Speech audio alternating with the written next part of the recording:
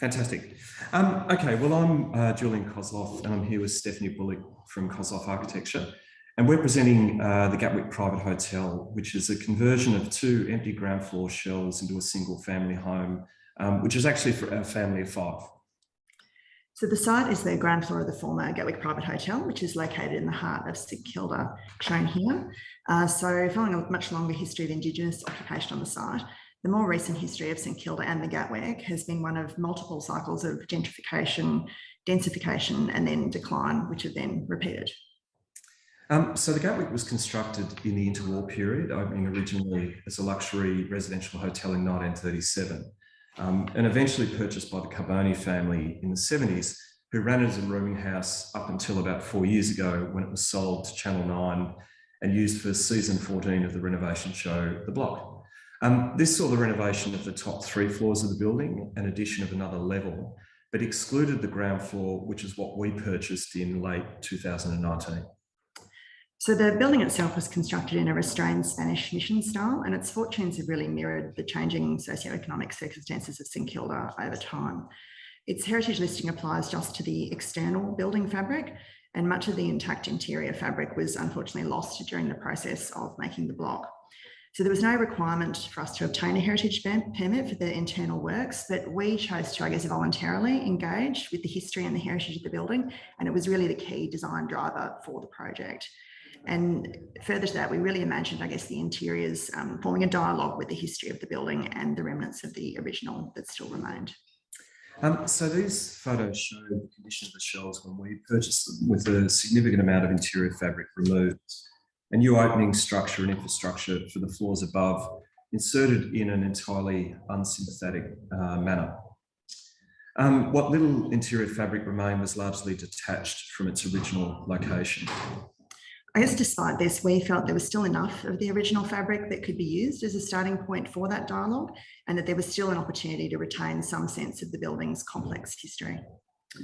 So in the final days of the Gatwick, prior to becoming the block, a number of events were held, during which former residents left heartfelt notes on some of the interior walls.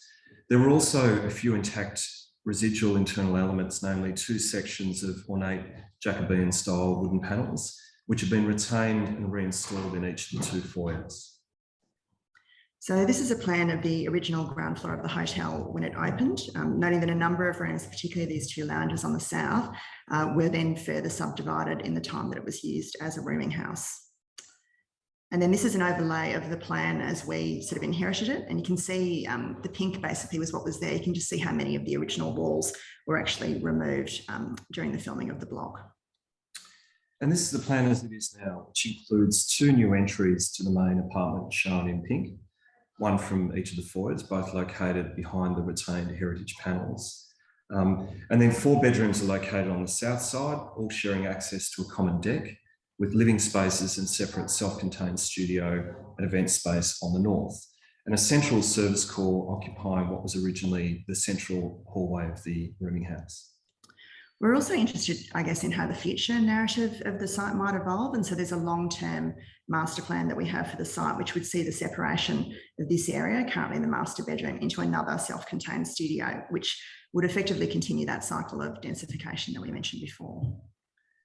Prior to commencing, we undertook a detailed photographic study of the internal existing building fabric to identify how the remnants of the existing interior materiality could be sympathetically retained and reinterpreted.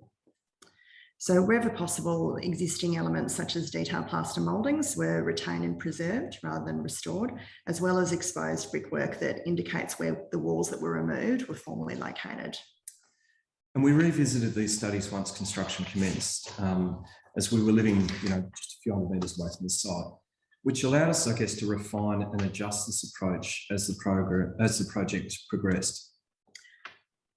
Paint specialist Mock Turtle assisted us greatly with cleaning the existing paint surfaces and also with developing, complementary yet clearly different paint treatments for the new surfaces and walls that were installed. So Mock Turtle also worked on the refurbishment of the Esplanade Hotel. They noted that the existing pink paint appeared to be exactly, or match exactly what they called the Espy pink. However, when we later caught up with Rose and Yvette, who owned the boarding house in that time, they told us that this colour is essentially what you get when you mix a bunch of leftover paints together, which is what they used whenever the interior needed painting. But the pink's been retained and a large number of the walls throughout. Similarly, remnants of the previous tiling's been retained. So there are traces of that original building fabric, including plaster mouldings and tiling and paint in almost every space as well, along with those new elements that, as Jill said, represents a reinterpretation of those original materials, but still able to be clearly distinguished from the old. So you can see in these images how you can see that, as I said, in pretty much every space and also in the views into other spaces.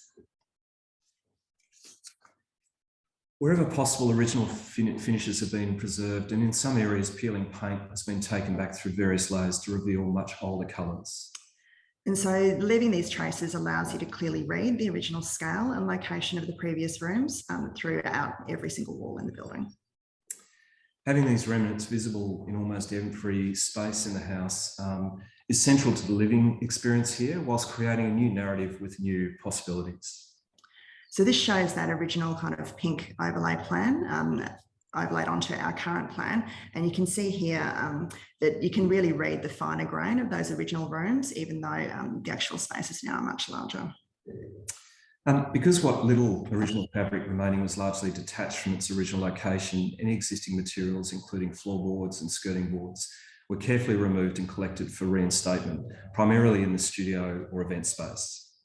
So new materials and interventions drew on detailed studies that we did of these remnant materials, which were then reinterpreted into contemporary form. So you can see here, this is the existing skirting that was on site, and then that was used, I guess, as the basis to develop a different but related new skirting to be used where required. The original mouldings, marble, aged brass and Gatwick green on the handles, which was still in place at the front entry, was also used as a starting point for these new interventions or conversation. And that was used to create a clearly different, but again, complementary palette for the new insertions, including the joinery colour and all of the tapware throughout.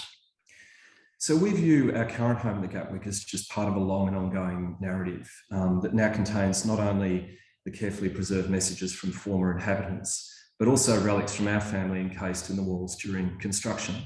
The hope is that these will be revealed over time, either by our future selves, our children, or by others when it enters the next stage of its history. Although we very much hope we're the ones who get to drink the excellent bottle of Shiraz that's now maturing in the walls. 1 minute. In summary, we see this project as just another chapter, in its complex history, encompassing its built form evolution from its start as a private, luxury hotel to a boarding house, and now to a private residence and studio used for events. So, its current manifestation on the ground floor as our home is really just the current phase of its life. And we're really hopeful that the traces of the past that it contains will allow it to continue to evolve well into the future, into new forms of private and public occupation. Thank you. Thanks.